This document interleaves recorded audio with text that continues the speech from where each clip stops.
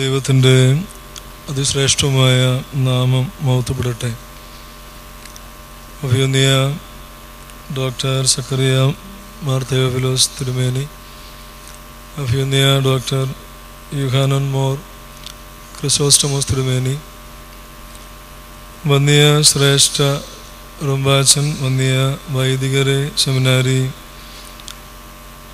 ഷമാഷന്മാരെ, കുഞ്ഞുങ്ങളെ, ദൈവത്താൽ പ്രിയപ്പെട്ട ദൈവത്തിൻ്റെ മക്കളെ, വിശുദ്ധ മത്തായി ശ്ലീഹ എഴുതിയ സുവിശേഷം 17-ാം അധ്യായം 24 മുതൽ 27 വരെയുള്ള വാക്യങ്ങൾ ഇന്നത്തെ ധ്യാനത്തിനായിട്ട് സമർപ്പിക്കുകയാണ്. അവൻ കഫർന്നഹൂമിൽ എത്തിയാറെ ദിദ്രഹ്മപ്പണം വാങ്ങുന്നവർ പത്രോസിൻ്റെ അടുക്കൽ വന്നു. നിങ്ങളുടെ ഗുരു ദിദ്രഹ്മ പണം കൊടുക്കുന്നില്ലയോ എന്ന് ചോദിച്ചതിന് ഉവ്വേ എന്ന് അവൻ പറഞ്ഞു. അവൻ വീട്ടിൽ വന്നപ്പോൾ യേശു അവനോട്, ശീമോനെ, നിനക്ക് എന്ത് തോന്നുന്നു? ഭൂമിയിലെ രാജാക്കന്മാർ ചുങ്കമോ കരമോ ആരോട് വാങ്ങുന്നു? പുത്രന്മാരോടോ അന്യരോടോ എന്ന് മുന്നിട്ട് ചോദിച്ചതിന് അന്യരോട് എന്ന് അവൻ പറഞ്ഞു. യേശുവിനോട്, എന്നാൽ പുത്രന്മാർ ഒഴിവുള്ളവരല്ലോ. എങ്കിലും നാം അവർക്ക് ഇടർച്ച വരുത്താതിരിക്കേണ്ടതിന് നീ കടലിലേക്ക് ചെന്ന് ചൂണ്ടലിട്ട് ആദ്യം കിട്ടുന്ന മീനിനെ എടുക്കുക. അതിൻ്റെ വായ തുറക്കുമ്പോൾ ഒരു ചതുരഹ്മപ്പണം കാണും. അതെടുത്ത് എനിക്കും നിനക്കും വേണ്ടി കൊടുക്കുക എന്ന് പറഞ്ഞു. ദൈവ തിരുനാമം മഹത്വപ്പെടട്ടെ. മലങ്കര സഭയുടെ ഒരു തീർത്ഥാടന വാരാചരണം ആണ് ഈ ആഴ്ച ഇവിടെ നടന്നുകൊണ്ടിരിക്കുന്നത്. മലങ്കര സഭയിലെ ഋഷീശ്വരനും പരിശുദ്ധനുമായ പരുമല തിരുമേനിയെ അനുസ്മരിക്കുന്ന പുണ്യ ദിനങ്ങളിലൂടെയാണ് നാം കടന്നു പോകുന്നത്. ഒരു ചെറിയ ജീവിത കാലം കൊണ്ട് പരിശുദ്ധ സഭയുടെ ആത്മീകവും ഭൗതികവുമായ തേജസ്കരണത്തിന് അതിശക്തമായ പങ്കുവഹിച്ച പുണ്യവാനാണ് പരിശുദ്ധ പരുമല തിരുമേനി എന്നുള്ളതിന് യാതൊരു സംശയമില്ല. ഈ പുണ്യ ഭൂമിയിൽ നിൽക്കുമ്പോൾ മോശയോട് ഹോറേബ് പർവ്വതത്തിലേക്ക് ചെല്ലുമ്പോൾ തമ്പുരാൻ പറയുന്നുണ്ട്, നീ നിൽക്കുന്ന സ്ഥലത്തിൻ്റെ വിശുദ്ധി മനസ്സിലാക്കണം എന്ന് പറയുന്നുണ്ട്. നിൽക്കുന്ന സ്ഥലത്തിൻ്റെ വിശുദ്ധി മനസ്സിലാക്കി നീയും ആ വിശുദ്ധിയിലേക്ക് ഉയരേണ്ടുന്ന അനുഭവം നിനക്ക് ഉണ്ടാകണം എന്നാണ് മോശയെ ദൈവം ഓർമ്മിപ്പിക്കുന്നത്. നിൽക്കുന്ന സ്ഥലം പോലും വിശുദ്ധിയിലേക്ക് ഉയരുവാൻ തക്കവണ്ണമുള്ള സ്വാധീന ശക്തി ആത്മീയമായി ഒരാൾ നേടുമ്പോഴാണ് അയാൾ പരിശുദ്ധനെന്ന് പറയുന്ന പദവിയിലേക്ക് ഉയരുന്നത് എന്നുള്ളതിന് യാതൊരു സംശയമില്ല. നമുക്കറിയാം, സ്ഥലത്തെയും സമൂഹത്തെയും കൊണ്ട് കൂടെ ഒരു വ്യക്തി തൻ്റെ പരിശുദ്ധമായ ജീവിതം കൊണ്ട് സ്വാധീനിക്കുമ്പോൾ സമൂഹത്തിൻ്റെ അങ്ങോളം ഇങ്ങോളമുള്ള എല്ലാ തലങ്ങളിൽ നിന്നും അവിടേക്ക് ആത്മീയരായ മക്കൾ ആകർഷിക്കപ്പെടുന്ന അനുഭവം ഉണ്ടാകുന്നു എന്നോർക്കണം. ദൈവം മോശയോട് പറയുന്നത്, നിൽക്കുന്ന സ്ഥലത്തിന് വിശുദ്ധിയുണ്ടെങ്കിൽ ആ വിശുദ്ധിക്ക് ഉചിതമായി നിന്റെ ജീവിതത്തിനും രൂപാന്തരമുണ്ടായി നീ ജീവിക്കുന്ന സമൂഹത്തിന് സാക്ഷ്യമായിട്ട് മാറണം എന്നുള്ളതാണ്. പ്രിയമുള്ളവരെ, ഈ കബറിടത്തിങ്കൽ നിന്നുകൊണ്ട് പരിശുദ്ധനായ പരുമല തിരുമേനി നമ്മെ ഓർമ്മിപ്പിക്കുന്നതും അതാണ്. നാം ഇന്ന് കാണുന്ന കാലത്തിന്റെ വൈരുദ്ധ്യം, എല്ലാവരും അവരവർ പരിശുദ്ധനാകാൻ ആഗ്രഹിക്കുന്നുണ്ട്. പക്ഷേ ജീവിക്കുന്ന സമൂഹത്തിനെയും സാഹചര്യങ്ങളെയും ഒക്കെ വിട്ടുകളഞ്ഞുകൊണ്ട് അവനവൻ മാത്രം പരിശുദ്ധിയിലേക്ക് വരുവാനായിട്ട് പരിശ്രമിക്കുന്ന അനുഭവം ഉണ്ടാകുന്നു. അത് അവനവൻ പരിശുദ്ധിയിലേക്ക് ഉയരുക എന്നുള്ളതല്ല കാര്യം. അവനവന്റെ പരിശുദ്ധിയുടെ സാന്നിധ്യം സമൂഹത്തെ മുഴുവനായി സ്വാധീനിക്കുന്ന അനുഭവത്തിലേക്ക് വളരണം എന്നാണ് പരിശുദ്ധനായ പരുമല തിരുമേനി നമ്മെ ഓർമ്മിപ്പിക്കുന്നത്. വിശുദ്ധിയുടെ പടവുകൾ ഭക്തരായ മനുഷ്യർ ഓരോ തലങ്ങളിൽ അവർ കയറി കയറി വിശുദ്ധിയുടെ അങ്ങേ തലക്കിലേക്ക് എത്തണമെന്നാണ് പറയുക. നമ്മുടെ ദേവാലയത്തിന്റെ ക്രമീകരണം പോലും പ്രാകാരം, വിശുദ്ധ സ്ഥലം, അതിവിശുദ്ധ സ്ഥലം എന്നൊക്കെ ഓർമ്മിപ്പിക്കുന്നതിന്റെ പ്രധാന കാരണം വിശുദ്ധിയുടെ പടവുകൾ ഓരോ ഭക്തനും ഓരോ ദിനങ്ങളിലും ഏറി അവൻ അതിൻ്റെ പരിപൂർണതയിലേക്ക് നയിക്കപ്പെടേണ്ടവനാണ് എന്ന് ഓർമ്മിപ്പിക്കുകയാണ്. നമുക്കറിയാം, ഏറ്റവും മുകളിൽ നിൽക്കുന്ന ആൾ പുരോഹിതനായിരിക്കും. ദർഗായുടെ മുകളിലാണ് അദ്ദേഹം നിൽക്കുക, ഏറ്റവും മുകളിലത്തെ പടവിലാണ് നിൽക്കുക. നമുക്കറിയാം, ദർഗായുടെ മുകളിൽ നിൽക്കുമ്പോഴും അനേകം തവണ അദ്ദേഹം ആ ദർഗായിൽ മുട്ടുകുത്തുന്ന കാഴ്ച നമുക്ക് കാണുവാനായിട്ട് സാധിക്കും. പരിശുദ്ധ സഭ പഠിപ്പിക്കുന്നത് ദർഗായുടെ മകുടങ്ങളിൽ നീ നിൽക്കുമ്പോഴും നീ വിനയാന്വിതനായി ഞാൻ വിശുദ്ധനാണോ എന്നുള്ള ബോധ്യത്തിലേക്ക് വരുവാനുള്ള ഓരോ നിമിഷങ്ങളും വിചിന്തനങ്ങളും നിന്റെ ജീവിതത്തിൽ ഉണ്ടാകണം എന്നാണ്.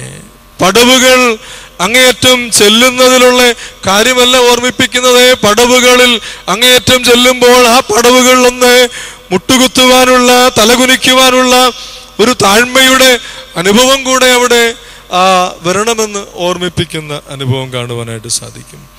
പ്രിയമുള്ളവരെ, നമുക്കറിയാം, ഏറ്റവും മുകളിൽ നിൽക്കുന്ന പടവിൽ നിൽക്കുന്ന പുരോഹിതനാണ് ജനത്തിനു നേരെ തിരിഞ്ഞ് ബലഹീനനായ എനിക്ക് വേണ്ടി പ്രാർത്ഥിക്കണമെന്ന് അപേക്ഷിക്കുന്നത് നമുക്ക് കാണുവാനായിട്ട് സാധിക്കുന്നത്. ഇതൊരു പാഠമാണ് പരിശുദ്ധ സഭ പഠിപ്പിക്കുന്നത്. പടവുകൾ ഓരോന്ന് കയറുമ്പോഴും വിനയത്തിന്റെ താഴ്വാരങ്ങളിലേക്ക് എത്രമാത്രം വരാമോ അത്രമാത്രം വരേണ്ടുന്ന അനുഭവമാണ് ജീവിതത്തിൽ ഉണ്ടാകേണ്ടത് എന്നാണ്. പരിശുദ്ധനായ പരിമലത്തിനുമേൽ നമ്മെ ഓർമ്മിപ്പിക്കുന്നത് അതാണ്. പടവുകൾ ഒരുപാട് നമ്മുടെ ജീവിതത്തിൽ താണ്ടിക്കിടക്കുവാൻ ഉണ്ടായിരിക്കും. നമ്മുടെ എല്ലാം മുമ്പിലെ ആഗ്രഹം അതാണ്, ഏറ്റവും ഉന്നതമായ അവസ്ഥയിൽ എത്താനായിട്ട് പരിശ്രമിക്കുക. ഏറ്റവും താഴെ നിന്ന് അതിന് പരിശ്രമിക്കുവാനുള്ള ഒരു പരിചിന്തനം നമ്മുടെ ജീവിതത്തിൽ ഉണ്ടാകുന്നില്ല എന്നുള്ളതാണ്. നമുക്കറിയാം, ഉന്നതനായ തമ്പുരാൻ അരക്കെട്ടിൽ തൂവാല കെട്ടിയിട്ട് അവിടെ നിന്ന് ശിഷ്യന്മാരുടെ പ്രധാനി മുതൽ താഴെയുള്ളവൻ വരെ അടുത്ത് ചെന്ന് കാലുകൾ കഴുകുന്ന അതിവിശിഷ്ടമായ ചിത്രം നമ്മുടെ മുമ്പിലുണ്ട്.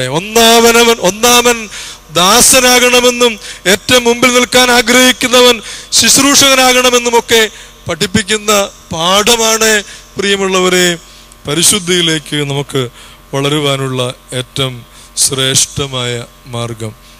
വിശുദ്ധനാകുന്നവനെ വിശുദ്ധിയുടെ ഇടം ഉള്ളിൽ ഉണ്ടായിരിക്കണം എന്നുള്ളതാണ് ദൈവം നമ്മെ ഓർമ്മിപ്പിച്ചുകൊണ്ടിരിക്കുന്നത്. നിനക്ക് വിശുദ്ധിയുടെ ഒരു ഇടം, അതിനു വേണ്ടിയുള്ളൊരു അനുഭവം നിന്റെ ജീവിതത്തിൽ ഉണ്ടായിരിക്കണം എന്ന് ഓർമ്മിപ്പിക്കുന്നു.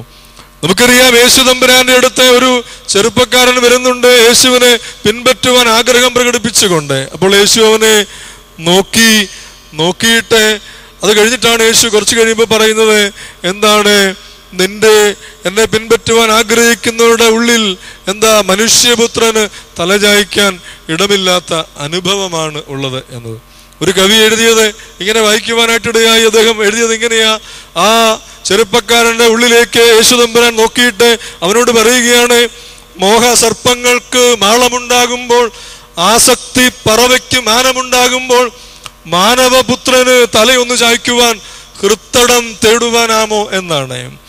നിന്റെ ഉള്ളിൽ മോഹത്തിന്റെ സർപ്പങ്ങൾ വിരാജിക്കുന്നുണ്ട്, ആസക്തിയുടെ പറവകൾ പറന്നു കിടപ്പുണ്ട്. പക്ഷേ മനുഷ്യപുത്രനായ ദൈവമായ എനിക്ക് തലചായ്ക്കാൻ നിന്റെ ഹൃദയത്തിൽ ഒരിറ്റ് ഇടം പോലുമില്ലാത്ത അവസ്ഥയായിരിക്കുന്നു എന്നവനെ ബോധ്യപ്പെടുത്തുകയാണ്. പ്രിയമുള്ളവരെ, നമ്മോട് ദൈവത്തിന് പറയാനുള്ളത്, വിശുദ്ധനാകുവാൻ ആഗ്രഹിക്കുന്ന ഒരുവനെ അവന്റെ ഉള്ളിൽ ദൈവത്തിന് വേണ്ടി ഒരു ഇടമുണ്ടായിരിക്കണം എന്നാണ്. എൻ്റെ ഹൃദയത്തിൽ ദൈവത്തിന് വേണ്ടി ഒരു ഇടമുണ്ടാകണം എന്നുള്ളതാണ്. ദൈവത്തിന് വേണ്ടി ഹൃദയങ്ങളിൽ ഇടമില്ലാതെ പോകുന്നതാണ് നാം ഇന്ന് അനുഭവിക്കുന്ന എല്ലാ സാമൂഹിക പ്രതിസന്ധികൾക്കും കാരണം, ആധ്യാത്മിക പരാജയങ്ങൾക്കും കാരണം. ലൗകികമായ അനവധി പ്രതിസന്ധികൾ നമുക്ക് മറികടക്കാനാകാതെ നിൽക്കുന്നതിന് കാരണം ഹൃദയത്തിൽ തമ്പുരാന് അല്പം പോലും ഇടമില്ലാതെ പോകുന്ന അവസ്ഥ സംജാതം ആകുന്നു. പ്രിയമുള്ളവരെ, ഭവനങ്ങൾ നമുക്കുണ്ടല്ലോ. നമ്മുടെ തമ്പുരാന് ഭവനത്തിൽ എവിടെയാണ് ഇടമെന്നുള്ളത് നമ്മളൊന്ന് പരിചിന്തനം ചെയ്യേണ്ട കാര്യമാണ്. പള്ളികൾ നമുക്കുണ്ടെന്ന് പറയുന്നു. ചില എഴുത്തുകാർ എഴുതി വെച്ചിട്ടുണ്ട്, പള്ളികളിൽ നിന്നെല്ലാം ദൈവം ഇങ്ങനെ പടിയിറങ്ങിപ്പോയിക്കൊണ്ടിരിക്കുകയാണ്. പലപ്പോഴും ആരാധനാലയങ്ങൾ എന്താണ്, അലക്ഷ്യമായ അനുഭവങ്ങളും അശുദ്ധമായ അനുഭവങ്ങളും ഉണ്ടാകുമ്പോൾ ദൈവം അവിടെ നിന്ന് പടിയിറങ്ങി പോയിക്കൊണ്ടിരിക്കുന്ന കാഴ്ചകളാണ് നമുക്ക് കാണുവാനായിട്ട് സാധിക്കുക. നമ്മുടെ പള്ളികളിലേക്ക് ദൈവത്തിന് ഇടം സൃഷ്ടിക്കുവാൻ നമുക്ക് സാധിക്കണം. അതാണ് പരിശുദ്ധനാകുവാനുള്ള പടി എന്ന് പറയുന്നത്. നമ്മുടെ ഭവനങ്ങളിലേക്ക് തമ്പുരാനെ വിളിച്ച് സ്വീകരിച്ച് ആനയിച്ച് അവിടെ ഒരു ഇടം കൊടുക്കുവാനായിട്ട് സാധിക്കണം. നമ്മുടെ ഹൃദയത്തിന് വേണ്ടി മുട്ടുന്ന തമ്പുരാനെ, ആ ഹൃദയം ഒന്ന് തുറന്നിട്ട്, എൻ്റെ ദൈവമേ, എൻ്റെ ഉള്ളത്തിൽ അങ്ങേക്ക് ഒരല്പം ഇടം ഞാൻ ഒരുക്കിയിട്ടുണ്ടെന്ന് പറയുവാനുള്ള ആർജവത്വം നമുക്ക് കാണിക്കുവാനായിട്ട് സാധിക്കണം. അവിടെയാണ് പ്രിയമുള്ള സഹോദരങ്ങളെ പരിശുദ്ധിയുടെ പടവിലേക്ക് ഉയരുവാൻ തക്കവണ്ണമുള്ള ഒരു ആർജവം നമുക്ക് ഉണ്ടാവുക. ഇന്നത്തെ എല്ലാ തീർത്ഥാടനങ്ങളും നമുക്കറിയാം ആത്മവിശുദ്ധീകരണത്തിൻ്റെതാണ്. പക്ഷെ ആത്മവിശുദ്ധീകരണത്തിൻ്റെതായ തീർത്ഥാടനങ്ങളാണെന്ന് ഏറ്റവും കൂടുതൽ പ്രകൃതിയെ മലിനപ്പെടുത്തും നമുക്കറിയാം. പരിശുദ്ധ ബാബ തിരുമേനി പറഞ്ഞിട്ടുണ്ട്, അതാ പ്രകൃതി മലിനപ്പെടാതെ ശ്രദ്ധിക്കുവാൻ തക്കവണ്ണം സാധിക്കണമെന്ന് ശക്തമായ നിർദ്ദേശം എനിക്ക് നൽകിയിട്ടുണ്ട്. ഉദയനായ ക്രിസ്തോസ്റ്റമോസ് തിരുമേനി അതിന്റെ ചുമതലക്കാരും അതിശക്തമായിട്ട് പരിമലയുടെ പരിസരങ്ങൾ അതിശക്തമായി അത് പുണ്യമായി സൂക്ഷിക്കുവാൻ തക്കവണ്ണമുള്ള ക്രമീകരണങ്ങൾ ചെയ്യുന്നത് നമ്മളിപ്പോൾ കണ്ടുകൊണ്ടിരിക്കുകയും ആണല്ലോ. പ്രിയമുള്ളവരെ, തീർത്ഥാടന കേന്ദ്രങ്ങൾ പരിസ്ഥിതിയെ മലിനപ്പെടുത്തിക്കൊണ്ടിരിക്കുമ്പോൾ ഈ മാലിന്യപ്പെടുത്തൽ ആത്മശുദ്ധീകരണത്തിന് ചെയ്യുന്ന ക്രിയകളെല്ലാം പ്രകൃതി മലിനപ്പെട്ട് നശിച്ചുകൊണ്ടിരിക്കുന്ന കാഴ്ച നമുക്ക് കാണേണ്ടി വരുന്നു. ഭാരതത്തിൽ ഏത് തീർത്ഥാടന കേന്ദ്രങ്ങൾ എടുത്താലും, കേരളത്തിലെ ഏത് തീർത്ഥാടന കേന്ദ്രങ്ങൾ എടുത്താലും അവിടെയെല്ലാം മാലിന്യപ്പെടൽ സർക്കാരുകൾക്ക് വല്ലാത്തൊരു പ്രതിസന്ധിയായി മാറിക്കൊണ്ടിരിക്കുന്നു. നമുക്കറിയാം, അഭിനന്ദനായ കാലം ചെയ്ത ഇവാനീസ് തിരുമേനി പറയാറുണ്ട്, വൃത്തിയും ഭക്തിയും ഒരുമിച്ച് പോകുന്ന ഇടമാണ് വിശുദ്ധമായ ഇടമായിട്ട് അവശേഷിക്കുക. വൃത്തിയും ഭക്തിയും ഒരുമിച്ച് പോയെങ്കിൽ മാത്രമേ അത് വിശുദ്ധമെന്ന് പറയുവാനായിട്ട് ഇടയാവുകയുള്ളൂ. ആത്മവിശുദ്ധീകരണത്തിന് വേണ്ടിയുള്ള തീർത്ഥാടനങ്ങൾ പരിസരങ്ങളെ നശിപ്പിക്കുന്ന അനുഭവമാകുമ്പോൾ, പരിസ്ഥിതിയെ തകർക്കുന്ന അനുഭവമാകുമ്പോൾ, ഞാൻ പറയുന്നു, ആത്മീയമായ അനുഭവങ്ങളിൽ നമ്മൾക്കൊരു പുനരാലോചന ഉണ്ടാകേണ്ടിയിരിക്കുന്നു, യാതൊരു സംശയമില്ല. പത്രമെടുത്താൽ നമുക്കറിയാം, ഗ്രാമ പഞ്ചായത്തുകൾ മുതൽ നഗര സഭകൾ വരെ മാലിന്യ നീക്കം നിലച്ചു എന്ന് മിക്കപ്പോഴും പത്രവാർത്തകൾ നാം കാണാറുണ്ട്. പ്രിയമുള്ളവരെ, അവനവന്റെ മാലിന്യം സംസ്കരിക്കുവാനുള്ള അവബോധം ഉണ്ടാകുന്നിടത്തുകൂടെയാണ് ആത്മീയതയും പരിശുദ്ധിയും ഒക്കെ ആരംഭിക്കുന്നത് എന്ന് ഞാൻ ഓർമ്മിപ്പിക്കുകയാണ്. നമുക്കറിയാം, അതുപോലെ നമ്മുടെ ആത്മാവ് ഒരുപാട് മലിനപ്പെട്ടുകൊണ്ടിരിക്കുമ്പോഴാണ് അശുദ്ധിയുടെ അനുഭവങ്ങളിലേക്ക് നാം മാറിക്കൊണ്ടിരിക്കുന്നത്. നമ്മുടെ പാപങ്ങൾ ഒരുപാട് കൂടിക്കൊണ്ടിരിക്കുമ്പോൾ, നമ്മുടെ വൈകൃതങ്ങൾ ഒരുപാട് വർദ്ധിക്കുമ്പോൾ, ആത്മീയമായ അപജയങ്ങൾ നിരന്തരമായി ജീവിതത്തിൽ എത്ര അനുതാപമുണ്ടായിട്ടും വീണ്ടും ഉണ്ടായിക്കൊണ്ടിരിക്കുമ്പോൾ നാം വീണ്ടും ആത്മീയമായ പരാജയത്തിലേക്കും ആത്മീയമായ മാലിന്യപ്പെടലിലേക്കും പോയിക്കൊണ്ടിരിക്കുകയാണ്. ഗുരു നിത്യ ചൈതന്യയതി അദ്ദേഹത്തിന്റെ പുസ്തകത്തിൽ ഇങ്ങനെയാണ് എഴുതി വച്ചിരിക്കുന്നത്, നിങ്ങൾ നിങ്ങളുടെ മുറ്റം അടിച്ചിട്ട് അയലത്തുകാരന്റെ മുറ്റത്തേക്ക് ഇടുന്ന ആളുകളാണ്.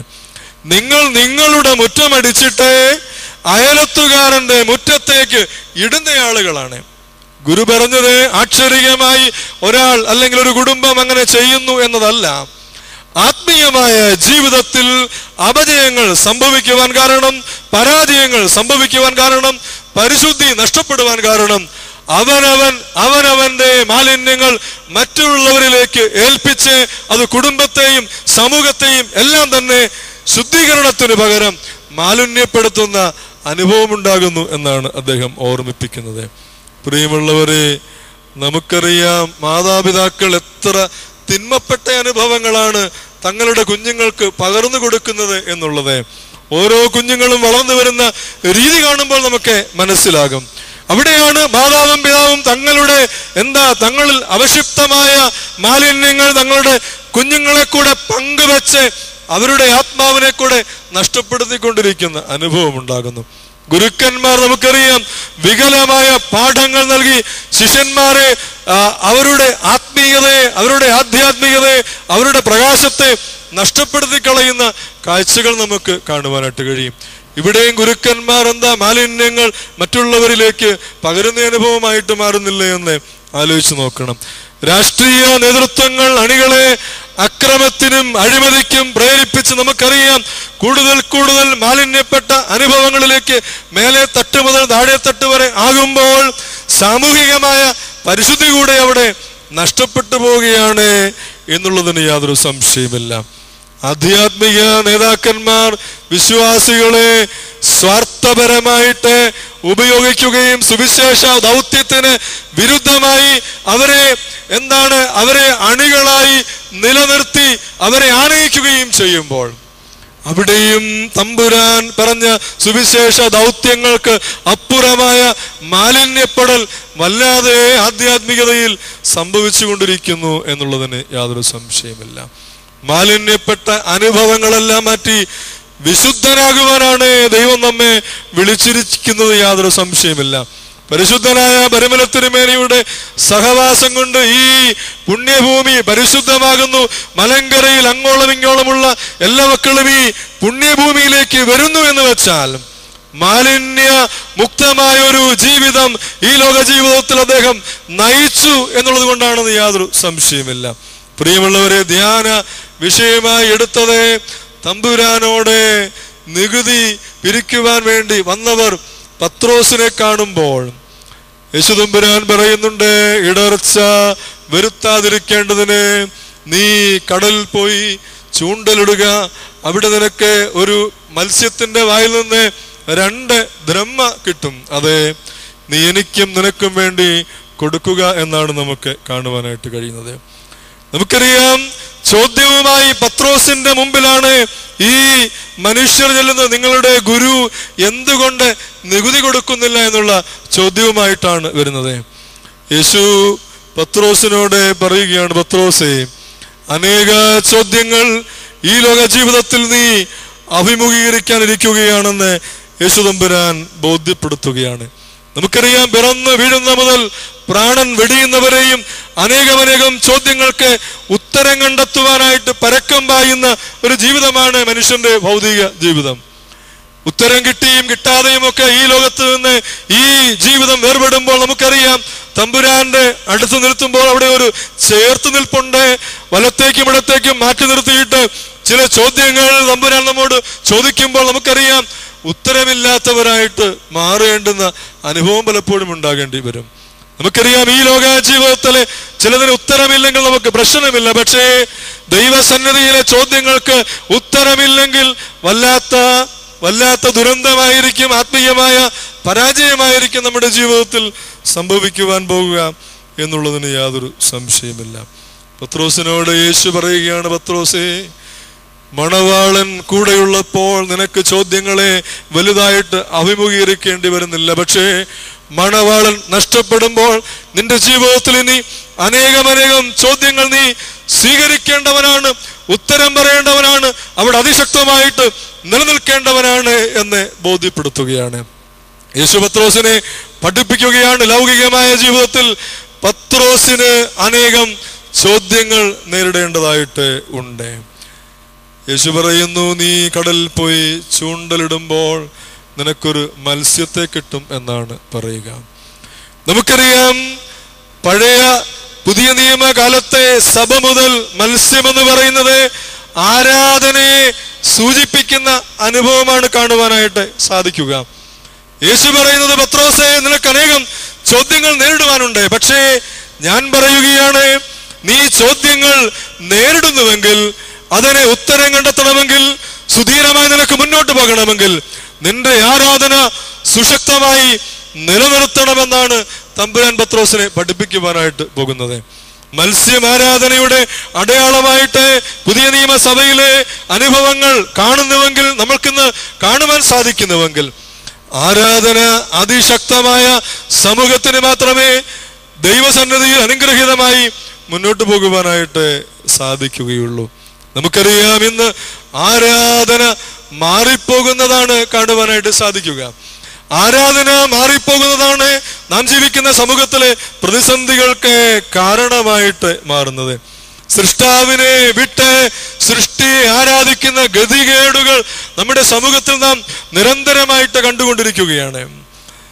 ദൈവത്തെ മഹത്വപ്പെടുത്താതെ മനുഷ്യനെ മഹത്വപ്പെടുത്തി ജീവിക്കേണ്ടി വരുന്ന ഗതികേട് നമ്മുടെ സമൂഹത്തിൽ നമ്മൾ കണ്ടുകൊണ്ടിരിക്കുന്നുണ്ട്. ദൈവത്തിന് സ്തുതി പാടുന്നതിന് പകരം മനുഷ്യനെ സ്തുതി പാടുന്ന അനുഭവങ്ങൾ പലപ്പോഴും നമുക്ക് കാണേണ്ടി വരുന്നു. ഇവിടെയാണ് ആരാധന അലക്ഷ്യമായി കൊണ്ടിരിക്കുന്നത്.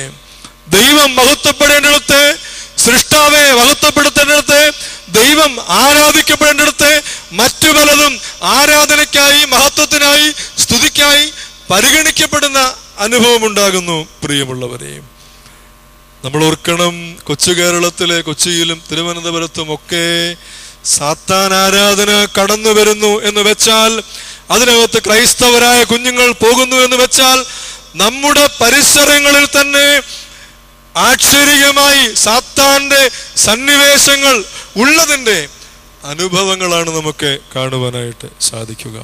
നമുക്കറിയാം, മത നേതൃത്വവും രാഷ്ട്രീയ നേതൃത്വവും ഒക്കെ ആൾ ദൈവങ്ങളുടെ അടുത്തുപോയി തലകുമ്പിട്ടിരിക്കുന്ന കാഴ്ചകൾ മാധ്യമങ്ങളിലൂടെ നമ്മൾ നിരന്തരം കണ്ടുകൊണ്ടിരിക്കുകയാണ്. ദിശാബോധത്തോടെ സമൂഹത്തെ നയിക്കേണ്ടവർ, ദിശാബോധത്തോടെ ആത്മീയമായ ഊർജ്ജശക്തി പകരേണ്ടവർ ആൾ ദൈവങ്ങളുടെ പുറകെ പോയി അവരുടെ മുമ്പിൽ തലകുമ്പിട്ടിരിക്കുന്ന കാഴ്ച നമുക്ക് കാണേണ്ടി വരുന്നു. ആരാധന അലക്ഷ്യമായ സമൂഹത്തിന്റെ ചിത്രമാണ് പ്രിയമുള്ളവരെ നമുക്ക് കാണേണ്ടി വരുന്നത്.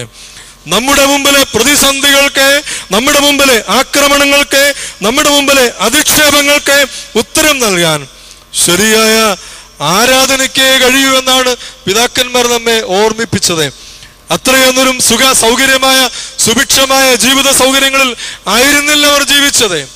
എങ്കിൽ പോലും ആരാധനയുടെ മഹോന്നതമായ അനുഭവങ്ങളിൽ നിന്ന് അവരുടെ അന്തരാത്മാവ് വിശുദ്ധമായി, അതിന്റെ ശക്തിയാണ് നമ്മുടെ പരിശുദ്ധ സഭയെ നയിച്ചത് എന്നുള്ളതിന് യാതൊരു സംശയമില്ല. ഇസ്രായേൽ മക്കളെ നയിക്കുമ്പോൾ അഹറോൻ ആരാധനയ്ക്ക് വേണ്ടി കാളക്കുട്ടിയെ ഉണ്ടാക്കി കൊടുക്കുന്ന കാഴ്ച നമുക്ക് കാണുവാനായിട്ട് സാധിക്കും. എത്ര വലിയ പ്രതിസന്ധിയെ പരിഹരിക്കുവാൻ വേണ്ടി പുരോഹിതൻ അലക്ഷ്യമായ ആരാധനയ്ക്ക് കൂട്ടുനിൽക്കുന്ന കാഴ്ചയാണ് നമുക്ക് കാണുവാനായിട്ട് കഴിയുക. എത്ര ഒരിക്കലും മറികടക്കാനാകാത്ത പ്രതിസന്ധി ഉണ്ടായാലും ശരിയായ ആരാധന മതി പരിഹരിക്കാനെന്നുള്ള ബോധ്യം ജനങ്ങളെ അതിശക്തമായിട്ട് ബോധ്യപ്പെടുത്തേണ്ടവനാണ് പ്രിയമുള്ളവരെ പുരോഹിതൻ. ജനത്തിന്റെ അഭിരുചിക്കനുസരിച്ചും അവരുടെ താല്പര്യങ്ങൾക്കനുസരിച്ചും ആരാധന മാറ്റപ്പെടുമ്പോൾ ആരാധന അലക്ഷ്യമായി കൊണ്ടിരിക്കുകയാണ്. പിതാക്കന്മാർ പിന്നിട്ട പാതകൾ മാറി വേറെ പാതകൾ വെട്ടുവാനായിട്ട് പരിശ്രമിക്കുമ്പോൾ അവിടെ ആരാധന അലക്ഷ്യമായി യാതൊരു സംശയമില്ല. ആരാധന അലക്ഷ്യമായ സമൂഹത്തിന് ലോകത്തിന്റെ ചോദ്യങ്ങൾക്ക് ഉത്തരമില്ല. പ്രിയമുള്ളവരെ, പ്രതിസന്ധികൾക്ക് ഉത്തരമില്ല. അവർ അവരുടെ മുമ്പിൽ നേരിടുന്ന പ്രതിസന്ധികളെ പരിഹരിക്കാനാകാതെ വല്ലാതെ വിഭ്രമിച്ചു നിൽക്കേണ്ടുന്ന കാഴ്ച പലപ്പോഴും നമുക്ക് കാണേണ്ടി വരും. യാതൊരു സംശയമില്ല. ആളുകളുടെ രുചി അനുസരിച്ച് ആരാധന മാറ്റാം എന്ന് വിചാരിച്ചാൽ ഇതിൽ കൂടുതൽ അപകടകരമായ ഒരു രീതിയിലേക്ക് നമ്മൾ കടന്നു പോകുന്നില്ല എന്നുള്ളതിന് യാതൊരു സംശയമില്ല. മൂന്നാമത് യേശു ഓർമ്മിപ്പിക്കുന്നത്, നീ കടലിലേക്ക് പോയി ചൂണ്ടൽ ഇടുക പത്രോസെ എന്നാണ്. നീ കടലിലേക്ക് പോയി ചൂണ്ടലിടുക എന്ന് വെച്ചാൽ നീ നിന്റെ നിന്നോട് ചോദിക്കുന്ന, നീ അഭിമുഖീകരിക്കുന്ന ചോദ്യങ്ങൾക്ക് മുമ്പിൽ ആരാധനയാണ് സ്ഥായിയായ മാർഗം. നീ നിൽക്കുന്ന ഇടത്തിൽ മാത്രം നിന്നാൽ പോരാ, വീണ്ടും ആഴങ്ങളിലേക്ക് ആരാധനയിലൂടെ പോകേണ്ടവരാണ് പത്രോസേ നീ എന്നാണ് ഓർമ്മിപ്പിക്കുക. നീ നിൽക്കുന്ന അവസ്ഥയിൽ വീണ്ടും എന്താണ് ശുഷ്കമായ അനുഭവത്തിലേക്ക് പോകുവാനല്ല പറയുക. നീ ആഴങ്ങളിലേക്ക് തുഴയേറിയേണ്ടവനാണ് എന്നാണ് ഓർമ്മിപ്പിക്കുന്നത്. നീ ആഴങ്ങളിലേക്ക് നീ തോണിയിറക്കേണ്ടവനാണ് എന്ന് ഓർമ്മിപ്പിക്കുന്നത്. പ്രതിസന്ധികളിൽ നീ ആഴങ്ങളിലേക്ക് നീ എടുത്തു ചാടേണ്ടവനാണെന്ന് അതിശക്തമായി തമ്പുരാൻ പത്രോസിനെ ഓർമ്മിപ്പിക്കുകയാണ്.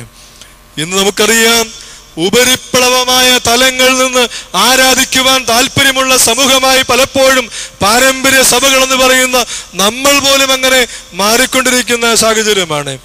പത്രോസിന് പോലും ഓളപ്പരപ്പുകളാണ് ഇഷ്ടം. നമുക്കറിയാം, നനുത്ത പാദങ്ങൾ പതുക്കെ ഓളപ്പരപ്പിൽ വെച്ച് തമ്പുരാന്റെ അടുത്തേക്ക് നടന്നു പോകുവാൻ പത്രോസിന് വലിയ ഇഷ്ടമാണ്.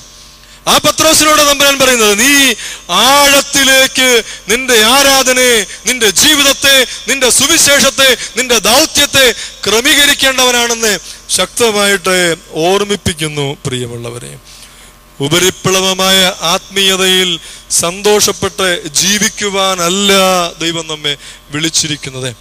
നിന്റെ പ്രാർത്ഥന കുറച്ചുകൂടെ ആഴങ്ങളിലേക്ക് പോകണമെന്നാണ് ദൈവം നമ്മെ ഓർമ്മിപ്പിക്കുന്നത്. നിന്റെ അനുഷ്ഠാനങ്ങൾ ഇങ്ങനെ പോരാ, നിർജീവമായാൽ പോരാ, അത് സജീവമായി പരിശുദ്ധാത്മ വ്യാപാരം കൊണ്ട് കൂടുതൽ ആഴങ്ങളിലേക്ക് പോകണമെന്നാണ് തമ്പുരാൻ ഓർമ്മിപ്പിക്കുന്നത്. നിന്റെ വേദ വായനകൾ, ധ്യാനങ്ങൾ ആഴങ്ങളിലേക്ക് പോകേണ്ടതെന്നാണ് തമ്പുരാനെ പറയുവാനുള്ളത്. നീ ആരാധനയിൽ സംബന്ധിക്കുമ്പോൾ നീയും നിന്റെ ദൈവവും പരസ്പരം കാണുന്ന, പരസ്പരം അറിയുന്ന, പരസ്പരം വർത്തമാനം പറയുന്ന, പരസ്പരം അനുഭവവേദ്യമാകുന്ന തലങ്ങളിലേക്ക്, ആഴങ്ങളിലേക്ക് നീ ഉയരണം പത്രോസേ എന്നാണ് പ്രിയമുള്ളവരെ ഓർമ്മിപ്പിക്കുന്നത്. നമുക്കറിയാം, ആരാധനയുടെ അനുഭവം ആഴങ്ങളിലേക്ക് വരുമ്പോഴാണ് അതിശക്തമായ ഏത് പ്രതിസന്ധിയും പരിഹരിക്കുവാൻ ഭക്തനായ മനുഷ്യനെ പറ്റുന്നത് എന്ന് തമ്പുരാൻ ശക്തമായി ഓർമ്മിപ്പിക്കുകയാണ്. ജിബ്രാൻ പറയുന്നുണ്ട്, ദൈവം പറഞ്ഞു നിങ്ങൾ ശത്രുക്കളെ സ്നേഹിക്കണം എന്ന്. നമ്മളത് നന്നായി ചെയ്യുന്നുണ്ട്, നമ്മളെ തന്നെ സ്നേഹിച്ചുകൊണ്ട്. ഉപരിപ്ലവമായ സ്നേഹത്തിന്റെ ഒരു മാർഗമാണ് ജിബ്രാൻ അവിടെ ചൂണ്ടിക്കാണിക്കുന്നത്. ദൈവം പറഞ്ഞു ശത്രുക്കളെ സ്നേഹിക്കണമെന്ന്.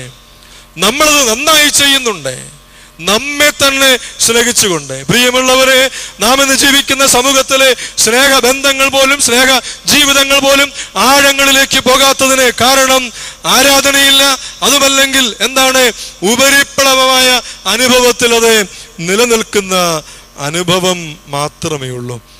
നാം നമ്മെ തന്നെ സ്നേഹിച്ചുകൊണ്ട് ജീവിക്കുന്ന ആളുകളായിട്ട് മാറുകയാണ്.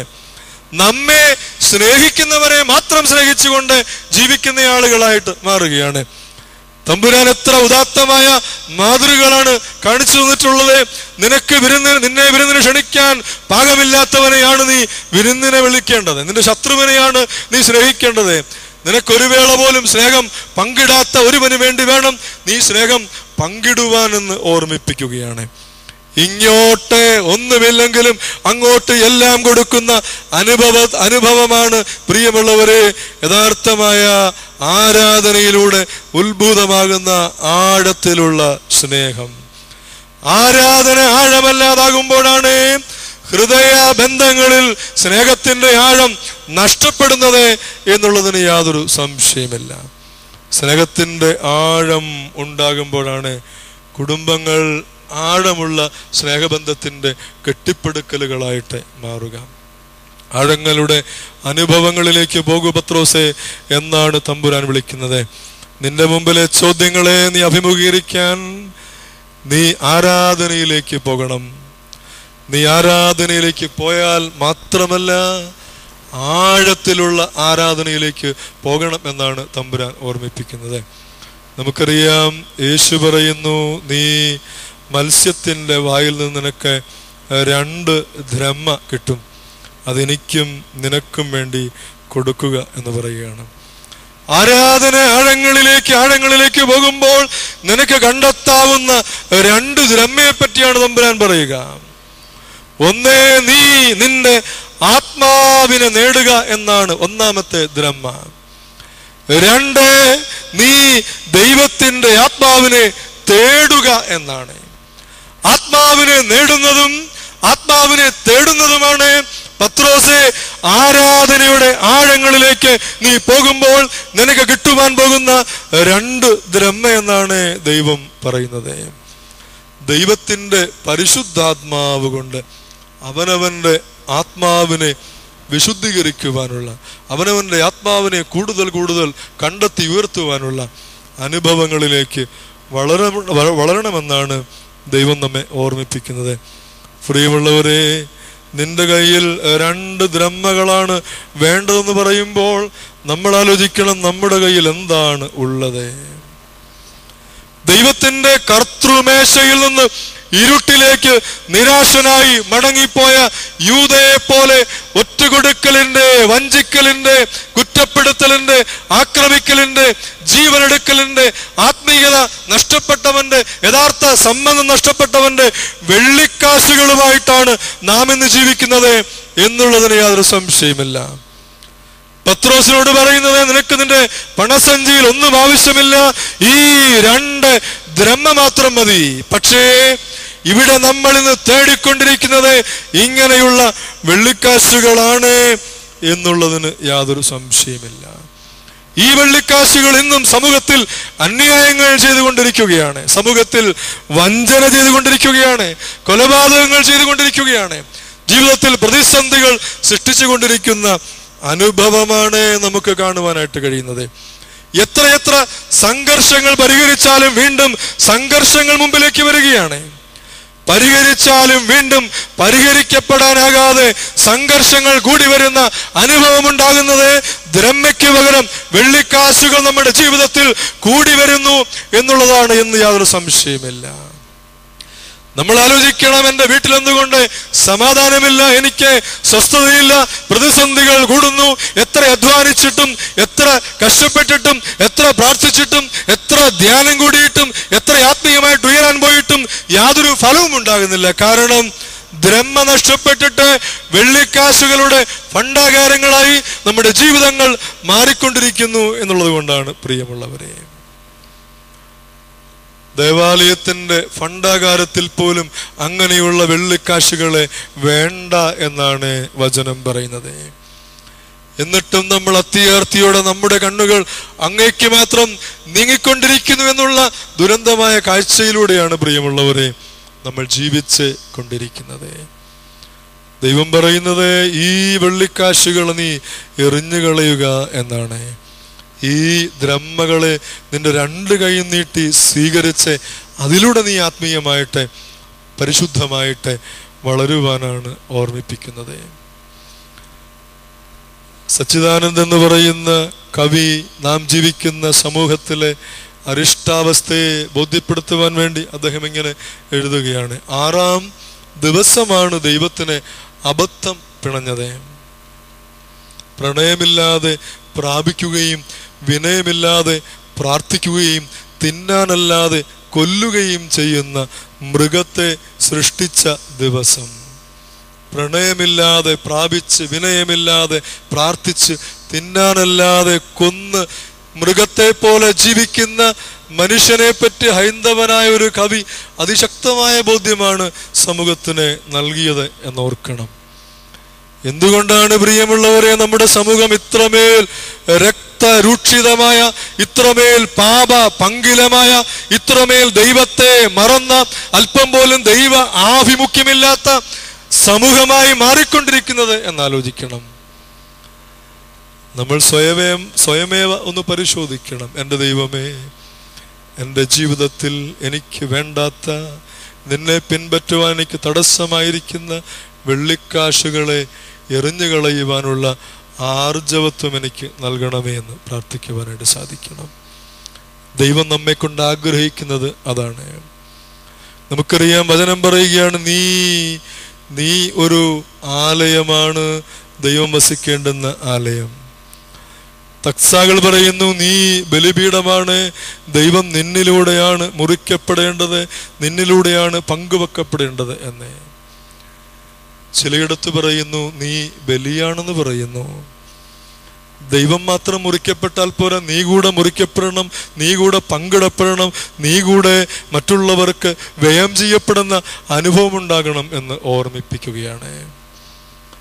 പ്രിയമുള്ളവരെ, പരിശുദ്ധനായ പരിമല തിരുമേനി ഈ സ്ഥലത്തിന്റെ പരിശുദ്ധിയേക്കാൾ അദ്ദേഹത്തിന്റെ പരിശുദ്ധി ഉയർന്നപ്പോൾ സ്ഥലത്തെയും സമൂഹത്തെയും എല്ലാം സ്വാധീനിച്ച് ഒരു ചരടിൽ കോർത്ത പോലെ മലങ്കര സഭ ഒന്നാകെ ഒരു വാര ആചരണത്തിന് ഉതകുന്ന വിധത്തിലുള്ള അനുഗ്രഹീതനായ പരിശുദ്ധനായി ദൈവസന്നിധിയിൽ നിലനിൽക്കുന്നുവെങ്കിൽ അത് നമ്മുടെ ജീവിതത്തിൽ അനുഗ്രഹീത മാതൃകയാക്കണം, യാതൊരു സംശയമില്ല.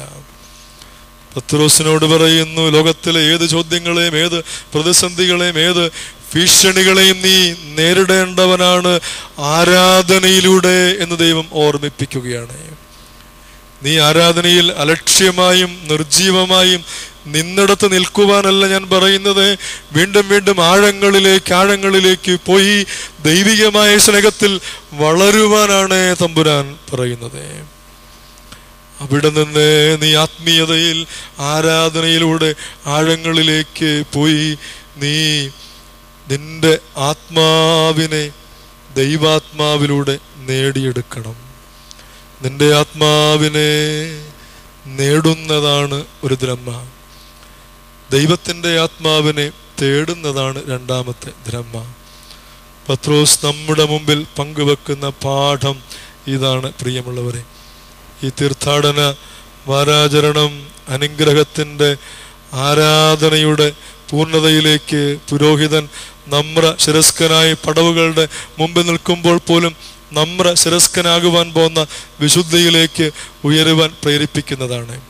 അങ്ങനെ ഉയരുവാൻ തക്കവണ്ണം ദൈവത്തിൻ്റെ പരിശുദ്ധാത്മാവ് നമ്മെ വാഴ്ത്തി അനുഗ്രഹിക്കുമാറാകട്ടെ.